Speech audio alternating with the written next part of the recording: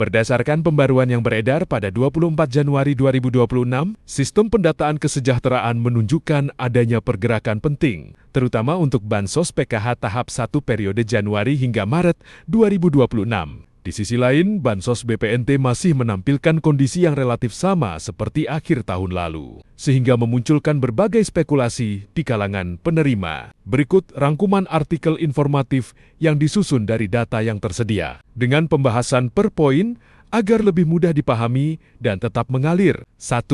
Berdasarkan pembaruan yang beredar pada 24 Januari 2026, sistem pendataan kesejahteraan menunjukkan adanya pergerakan penting, terutama untuk Bansos PKH tahap 1 periode Januari hingga Maret 2026.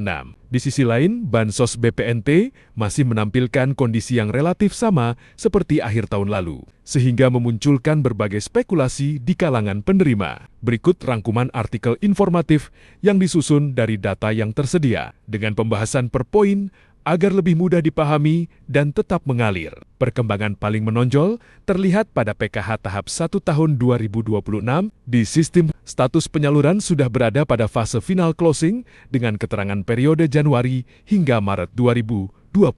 Kondisi ini menandakan bahwa proses pendataan dan penetapan penerima telah melewati tahap utama. Meskipun belum sepenuhnya sampai ke pencairan, masih ada alur lanjutan yang harus dilalui, mulai dari pengecekan rekening, penerbitan SPM, SP2D, hingga proses SIP. Dengan alur tersebut, perkiraan waktu pencairan yang banyak dibahas mengarah ke pertengahan hingga akhir Februari 2026. Berdekatan dengan menjelang bulan Ramadan, meskipun tanggal pastinya belum dapat dipastikan. 2. BPNT tahap 1 tahun 2026 belum menunjukkan perubahan di sistem. Berbeda dengan PKH, BPNT tahap 1 tahun 2026 belum menunjukkan adanya pembaruan data. Sistem masih belum menampilkan periode penyaluran terbaru untuk tahap awal tahun ini. Kondisi tersebut membuat sebagian KPM masih harus bersabar karena belum ada indikator kuat yang menandakan proses pencairan akan segera dimulai. Situasi ini juga menimbulkan banyak pertanyaan, terutama bagi penerima yang biasanya memperoleh bantuan secara rutin di awal tahun. 3. BPNT tahap 4 alokasi akhir 2025 masih tertera. Menariknya, data yang masih terlihat justru BPNT tahap 4 dengan alokasi Oktober hingga Desember 2025.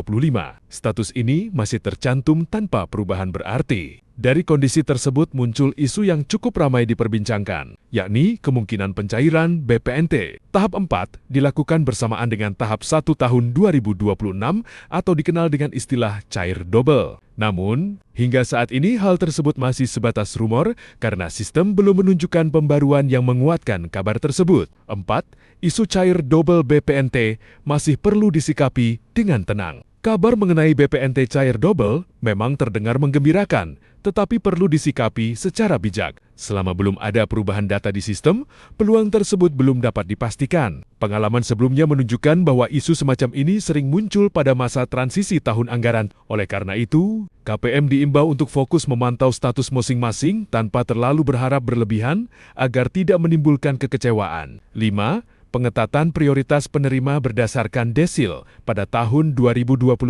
Perubahan besar lainnya adalah pengetatan sasaran penerima bantuan berdasarkan pengelompokan desil kesejahteraan. Desil digunakan untuk memetakan kondisi ekonomi rumah tangga, mulai dari sangat miskin hingga menengah ke atas. Pada tahun-tahun sebelumnya, PKH masih menjangkau hingga desil 4 dan BPNT hingga desil 5. Namun, pada tahun 2026, arah kebijakan penyaluran disebut akan lebih difokuskan kepada desil 1 dan 2, yaitu kelompok yang masuk kategori sangat miskin dan miskin. Kelompok desil 3 hingga 5 yang masuk kategori hampir miskin hingga pas-pasan disebut perlu bersiap apabila bantuan tidak lagi diterima.